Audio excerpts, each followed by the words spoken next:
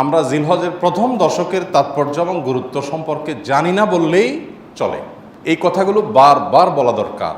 আমি আপনাদেরকে উদাত্ত আহ্বান জানাতে চাই, আপনারা এই কথাগুলোর ফেরিওয়ালা হয়ে যাবেন, এই কথাগুলো অন্যের কাছে পৌঁছে দিবেন। জিলহজের এই 10টা দিনের ইবাদত করলে আল্লাহ তাআলার কাছে এটা যত প্রিয় হয়, অন্য কোনো সময় ইবাদতে আল্লাহ তাআলার কাছে এত প্রিয় না।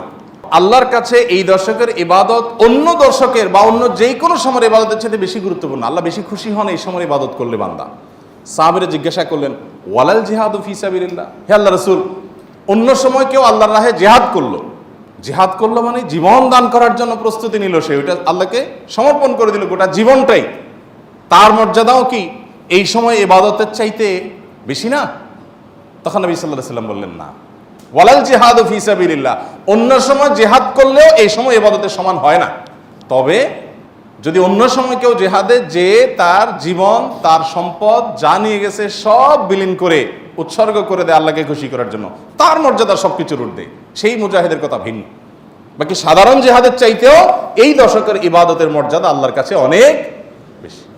ভাইরা আমার, আমি খুব আকুতি করি সব জায়গায় সব সময় যে এই দশকের ইবাদত আমরা সাবকন্টিনেন্টের মানুষ আমরা জানি না।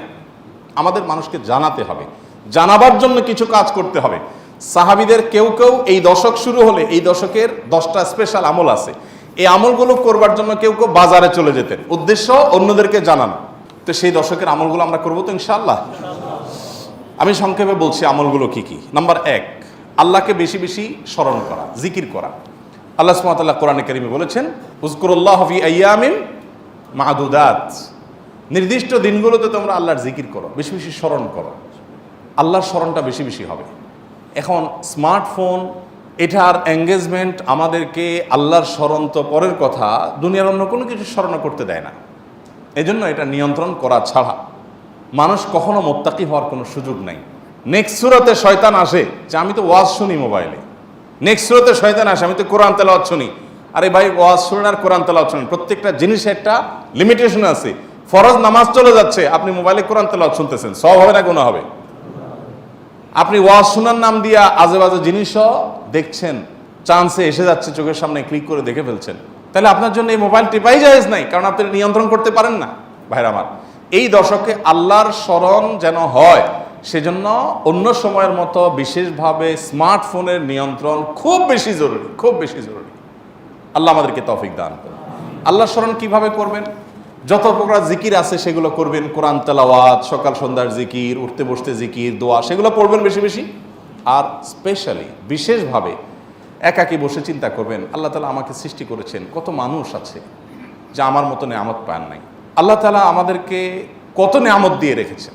সেদিন এক ভদ্রলোকের একটা প্রশিক্ষণে অংশগ্রহণ করেছে, উনি প্রশিক্ষণ দিতে গিয়ে একটা কথা বললেন যে ভাই, আমাদের সাথে শিম্পাঞ্জির মিল 99.কত% যেন উনি বললেন, অর্থাৎ 100-র কাছাকাছি, সামান্য একটু বেশ কম হওয়ার কারণে ও শিম্পাঞ্জি হয়েছে, আমি মানুষ হয়েছি। আল্লাহ তাআলা সৃষ্টি করছেন যে সব কিছুতে প্রায় কাছাকাছি, একটু পার্থক্য, এই জন্য আমি মানুষ হয়েছি, আর সো ওইটা হয়েছে। এই যে পার্থক্যটুকু, এই সামান্য পার্থক্যটুকু যদি একটু হেরফের হয়ে যায়, মানে 0.1% বা তারও অর্ধেকও যদি হেরফের হয়, তখন একটা মানুষ বিকলাঙ্গ হয়ে, প্রতিবন্ধী হয়ে জন্ম নেয়। সবই ঠিক আছে, শুধু ওইটুকু একটু বেশ কম। আল্লাহ তাআলা কত পারফেকশন এনেছেন আমার মধ্যে, কত পারফেক্ট আমাকে বানিয়েছেন। আল্লাহর নেয়ামত নিয়ে চিন্তা ভাবনা করে, এটা আল্লাহ স্মরণের অংশ। সেদিন এক ডক্টরের কাছে গেলাম, প্রফেসর, সিনিয়র মানুষ, তিনি দীর্ঘ সময় আমাকে বোঝাতে লাগলেন বিভিন্ন বিষয়, আল্লাহ কিভাবে আমাদেরকে সৃষ্টি করেছেন। আমি তো সায়েন্সের ছাত্র না, মুগ্ধ হয়ে গেলাম শুনে, সুবহানাল্লাহ, কিভাবে সম্ভব? আমরা যে খাবার গ্রহণ করি সেগুলো কতগুলো ধাপে মল হয়ে, মূত্র হয়ে আমাদের শরীর থেকে বের হয়, তার আগের ধাপগুলো কি, কিভাবে এগুলো আল্লাহ রাব্বুল আলামিন এইভাবে সেট করলেন। এটা এইভাবে কাকতালীয়ভাবে হতে পারে না কোনো পরিকল্পনা ছাড়া। মলদার সম্পর্কে বললেন যে মলদার নিচে, এখানে আল্লাহ পিঠে দিয়ে দিতেন, বুকে দিয়ে দিতেন, তাহলে আপনি কিভাবে আপনার শরীরের আবর্জনাগুলো বের করতেন? কত কঠিন হতো। পারফেক্ট জায়গা আল্লাহ সেট করেছেন। আবার সেটাকে এমনভাবে আল্লাহ তাআলা তৈরি করেছেন যে মলমূত্র এমনিতে বের হয়ে যায় না, ওইটা বন্ধ থাকে। আবার যাতে বের হওয়া সহজ হয় তার জন্য পানি যতটুকু প্রয়োজন মলের সাথে ততটুকু দেওয়া হয়, আঠালো পদার্থ তৈরি হওয়ার ব্যবস্থা করা হয়, না হলে এটা ছিঁড়ে যাবে, ফেটে যাবে। মানে কত কিছু যে আছে। প্রায় 2.5 ঘন্টা, আমি একটা রোগী, আমাকে উনি 2.5 ঘন্টা সময় দিলেন। অবশ্য রাতে অন্য রোগী ছিল না, কেউ, সব শেষ রোগী ছিলাম আমি। 2.5 ঘন্টা উনি আমাকে বোঝালেন এবং আমি মুগ্ধ হয়ে গেলাম, সব ভুলে গেছি আমি কাজ কাম বাদ দিয়ে। সুবহানাল্লাহ। বললেন যে ভাই, আল্লাহ তাআলা কি নিয়ামত আপনার ভিতর দিয়ে রাখছে, আপনি এটা বুঝেন তো আপনার কপাল সিজদায় অবনত এমনিতেই হয়ে যাবে। তো আল্লাহর স্মরণের অংশ হিসাবে এগুলো, যে আল্লাহর কুদরত নিয়ে চিন্তা করা। আর সব বাদ দেন, আল্লাহ আমাকে হাত পা সুস্থ রেখেছেন, কত মানুষ অসুস্থ। সাধারণ নেকামলগুলো বেশি বেশি করবেন।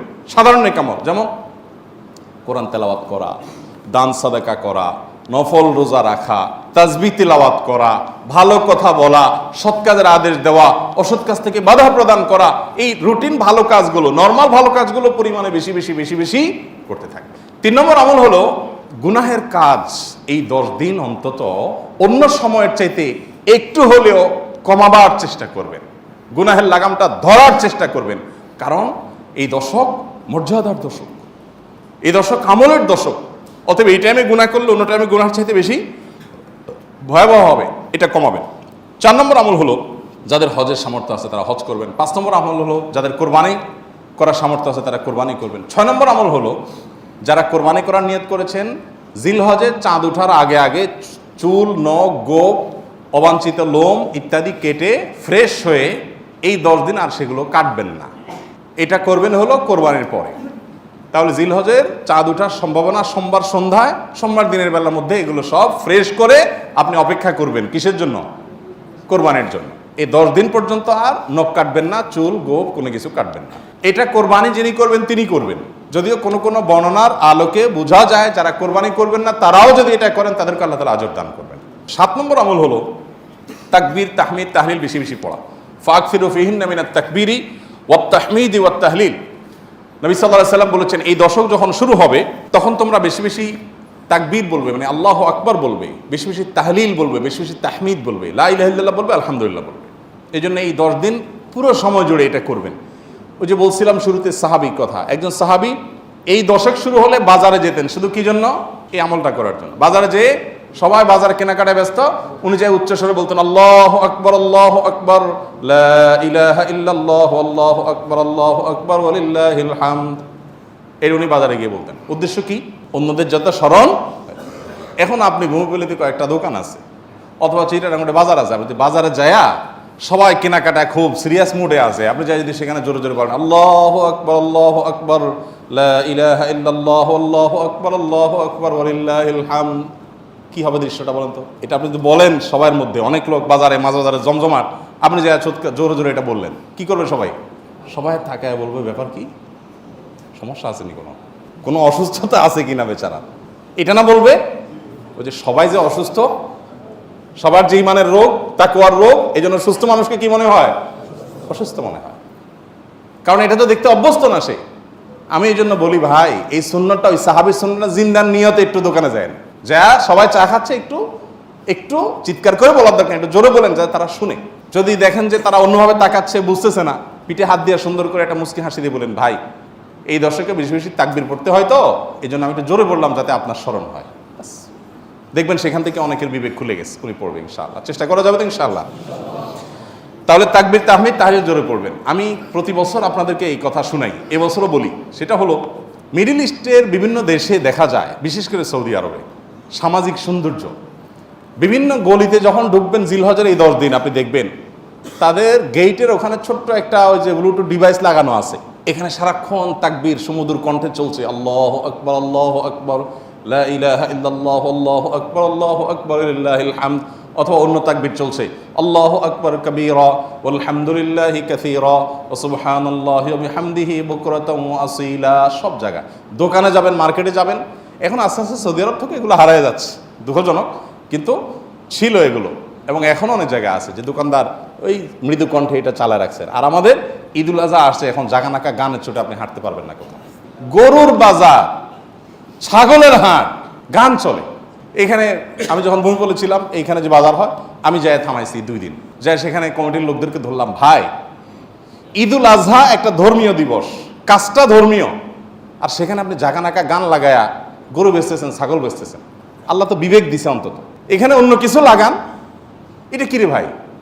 আর আপনার গানের অত্যাচারে আশপাশে মানুষ ঘুমাইতে পারে না, থাকতে পারে না, এ কি মানুষ? এ কোনো মনুষ্যত্ব তো থাকার কথা না।